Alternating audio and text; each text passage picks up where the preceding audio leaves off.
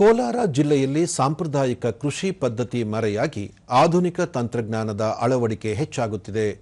ರಾಷ್ಟ್ರೀಯ ತೋಟಗಾರಿಕಾ ಮಿಷನ್ ಅಡಿಯಲ್ಲಿ ರೈತರು ಕಡಿಮೆ ಕೂಲಿಯಲ್ಲಿ ಪಾಲಿ ಹೌಸ್ ನಿರ್ಮಾಣ ಮಾಡುವ ಮೂಲಕ ಉತ್ತಮ ಲಾಭ ಗಳಿಸುತ್ತಿದ್ದಾರೆ.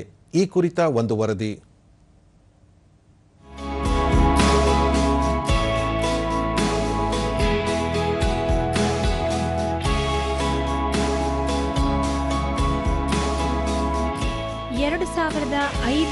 ನೇ ಸಾಲಿನಲ್ಲಿ 10ನೇ ಪಂಚವಾರ್ಷಿಕ ಯೋಜನೆಯಡಿ ಆರಂಭಿಸಲಾದ ರಾಷ್ಟ್ರೀಯ ತೋಟಗಾರಿಕಾ ಮಿಷನ್ ಅಡಿ ಹಣ್ಣು, ಹೂವು, ತರಕಾರಿ, ಸಾಂಬಾರ ಪದಾರ್ಥಗಳಂತಹ ತೋಟಗಾರಿಕಾ ಬೆಳೆಗಳ ಸಮಗ್ರ ಅಭಿವೃದ್ಧಿಗೆ ಆದ್ಯತೆ ನೀಡಲಾಗಿದೆ. ಈ ಯೋಜನೆಯು ಗುಣಮಟ್ಟದ ಉತ್ಪಾದನೆ ಹಾಗೂ ರೈತರ ಆದಾಯ ಹೆಚ್ಚಿಸುವ ಗುರಿ ಹೊಂದಿದೆ. ತಾಂತ್ರಿಕ ಸಹಕಾರ, ಮಾರುಕಟ್ಟೆ ಸಂಪರ್ಕಗಳ ಮೂಲಕ ಕೃಷಿ ಕ್ಷೇತ್ರದಲ್ಲಿ ಸುಧಾರಣೆಗಳನ್ನು ತರುವಲ್ಲಿ ಈ ಯೋಜನೆ ಪ್ರಮುಖ ಪಾತ್ರ ವಹಿಸುತ್ತದೆ. ಪ್ರಸಕ್ತ ವರ್ಷ ಕೋಲಾರ ಜಿಲ್ಲೆಯಲ್ಲಿ ತೋಟಗಾರಿಕಾ ಮಿಷನ್ ಅಡಿ ರೈತರು ಕೃಷಿ ಚಟುವಟಿಕೆಗಳನ್ನು ಕೈಗೊಂಡು ಲಾಭ ಪಡೆಯುತ್ತಿದ್ದಾರೆ.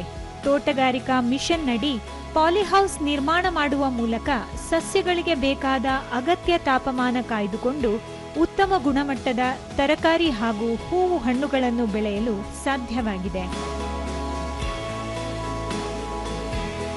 ಕಿರು ಹಾಗೂ ಮಧ್ಯಮ ಗಾತ್ರದ ಭೂಮಿಯಲ್ಲಿ ಪಾಲಿಹೌಸ್ ಕೃಷಿ ಅತ್ಯುತ್ತಮ ಇಳುವರಿ ಹಾಗೂ ಲಾಭ ಗಳಿಸಲು ಅನುಕೂಲಕಾರಿಯಾಗಿದೆ. ಸರ್ಕಾರದ ಸಹಾಯಧನ ಪಡೆದು ಪಾಲಿಹೌಸ್ ನಿರ್ಮಿಸಿ ಆರ್ಥಿಕ ಸ್ವಾವಲಂಬನೆ ಸಾಧಿಸುವತ್ತ ಕೋಲಾರ ರೈತರು ಮುಂದಾಗಿದ್ದಾರೆ. ದೂರದರ್ಶನದೊಂದಿಗೆ ಯುವ ರೈತ ಪ್ರಶಾಂತ್ ಪಾಲಿಹೌಸ್ಗಳಲ್ಲಿ ತಾಪಮಾನ, ತೇವಾಂಶ ಮತ್ತು ಗಾಳಿಯ ಚಲನೆಯನ್ನು ನಿಯಂತ್ರಿಸಬಹುದಾಗಿದ್ದು, ಅತಿಯಾದ ಬಿಸಿಲು ಅಥವಾ ಮಳೆಯಿಂದ ಸಸಿಗಳಿಗೆ ತೊಂದರೆಯಾಗುವುದನ್ನು ತಪ್ಪಿಸಬಹುದು ಎಂದಿದ್ದಾರೆ. 14 ಗುಂಟೆಯಲ್ಲಿ ನರ್ಸರಿ ಮಾಡಿದ್ದೀರಿ. Polyhouse nursery. ಪಾಲಿಹೌಸ್ ವೆರೈಟಿ ನರ್ಸರಿನಲ್ಲಿ ಮಾಡೋದು ಯಾಕೆ ಅಂತಂದರೆ ಇಲ್ಲಿ ತುಂಬ ಏನಾಯ್ದುಬಿಟ್ಟಿದೆ, ಥ್ರಿಪ್ಸು, ಮೈಟ್ಸು ಜಾಸ್ತಿ ಆಗಿಬಿಟ್ಟಿದೆ. ಪಾಲಿಹೌಸಿಂದ ಮಾಡೋದು ಕಂಟ್ರೋಲ್ ಮಾಡ್ಬೋದು. ಮತ್ತು ನಮಗೆ ಈಗ ನಮ್ಮ ನರ್ಸರಿಯಲ್ಲಿ ಸುತ್ತು ಒಂದು 8 ಅಡಿವರೆಗೂ ಔಟರ್ ಕಾಂಪೌಂಡ್ ಥರ.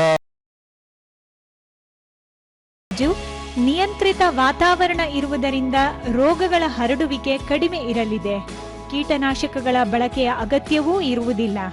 ಮಾರುಕಟ್ಟೆಯಲ್ಲಿ ಉತ್ತಮ ಬೇಡಿಕೆ ಇರುವ ಗುಣಮಟ್ಟದ ಬೆಳೆ ಬೆಳೆಯಬಹುದಾಗಿದೆ. ಕೆಲವು ರೈತರು ಇಸ್ರೇಲ್ ತಂತ್ರಜ್ಞಾನದ ಕೇಬಲ್ ಪರ್ಲಿನ್ ವಿನ್ಯಾಸ ಅಳವಡಿಸಿಕೊಂಡು ಪಾಲಿಹೌಸ್ನಲ್ಲಿ ದೀರ್ಘಕಾಲದ ಬಾಳಿಕೆ ಕಾಣುತ್ತಿದ್ದಾರೆ ಎಂದು ಮಾಹಿತಿ ನೀಡಿದ್ದಾರೆ. ಏನೋ ಒಂದು ವಾತಾವರಣದಲ್ಲಿ ಬೆಳೆಯೋಕ್ಕೆ ತುಂಬ ಕಷ್ಟ ಆಗ್ತಾ ಇತ್ತು. ಅದರಿಂದ ಇದು ಮಾಡಿದರೆ ಚೆನ್ನಾಗಿ ಆಗ್ಬೋದು ಅಂತೇಳಿ ಸರ್ಕಾರದಲ್ಲಿ ಹೋಗಿ ಕೇಳಿದಾಗ ಸಬ್ಸಿಡಿ 15,85,000 ಕೊಡ್ತೀರಿ, ಮಿಕ್ಕಿದ್ದು ನೀವು ಹಾಕ್ಕೊಂಡು ಮಾಡೋಂಗಿದ್ರೆ ಮಾಡಿ ಅಂತೇಳಿ ಹೇಳಿದರು.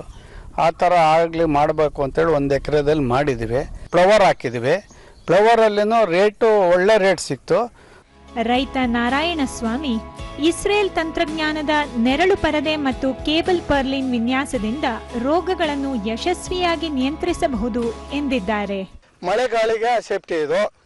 ಎಷ್ಟೇ ಮಳೆ ಬೀಳಲಿ ಟಚ್ಚರ್ ಮಾತ್ರ ಬೀಳಲ್ಲ, ಮೆಸ್ಕಿತ್ತೋಗ್ಬೋದು ಟಚ್ಚರ್. ಇವರು ಒಂದು ಇಸ್ರೇಲ್ ಟೆಕ್ನಾಲಜಿ ಅಂದರೆ ನಮ್ಮ ದೇಶದಾಗ ಯಾವತ್ತೂ ಈ ಥರ ಮಾಡಿಲ್ಲ. ಅವರು ಮೇಲೆ ಏನು ಮಾಡಿದ್ರೆ ಇದು ಕಟ್ಟಿದ್ದಾರೆ, ಏನೋ ಪಿನ್ ಹಾಕಿದ್ದಾರೆ. ಆನೆಕಲ್ಲು ಏನಾನ ಬಂದರೆ ಅಲ್ಲಿ ಓಪನ್ ಆಗಿಬಿಟ್ಟು ಅದು ಕೆಳಗೆ ಬಿದ್ದೋಗ್ತದೆ ಆನೆಕಲ್ಲು. ತೋಟಗಾರಿಕಾ ಇಲಾಖೆಯ ಜಂಟಿ ನಿರ್ದೇಶಕ ಕುಮಾರಸ್ವಾಮಿ ಈ ಹಿಂದೆ ರೈತರು ಕಡ್ಡಿ ಮತ್ತು ಕಲ್ಲುಗಳನ್ನು ಬಳಸಿ ಶೇಡ್ ನೆಟ್ ಹಾಕುತ್ತಿದ್ದರು. ಅದು ಬಾಳಿಕೆ ಬರುತ್ತಿರಲಿಲ್ಲ. ಆದರೆ ಈಗ ಹೊಸ ವಿನ್ಯಾಸದ ಪಾಲಿಹೌಸ್ಗಳಿಗೆ ಆದ್ಯತೆ ನೀಡಲಾಗುತ್ತಿದ್ದು, ರೈತರಿಗೆ ಸಬ್ಸಿಡಿ ಜೊತೆಗೆ ತಾಂತ್ರಿಕ ನೆರವು ನೀಡಲಾಗುತ್ತಿದೆ ಎಂದರು. ನಮ್ಮಲ್ಲಿ ನೆರಳು ಪರದೆ, ಶೇಡ್ ನೆಟ್ ಅಥವಾ ನೆರಳು ಪರದೆ ಅಂತಾರೆ, ಟ್ಯೂಬುಲರ್ ಸ್ಟ್ರಕ್ಚರ್ ಅಥವಾ ರೆಕ್ಟಾಂಗುಲರ್ ಸ್ಟ್ರಕ್ಚರ್ಗೆ ಆಲ್ರೆಡಿ ಸಹಾಯಧನ ಕೊಡ್ತಾ ಇದ್ವಿ.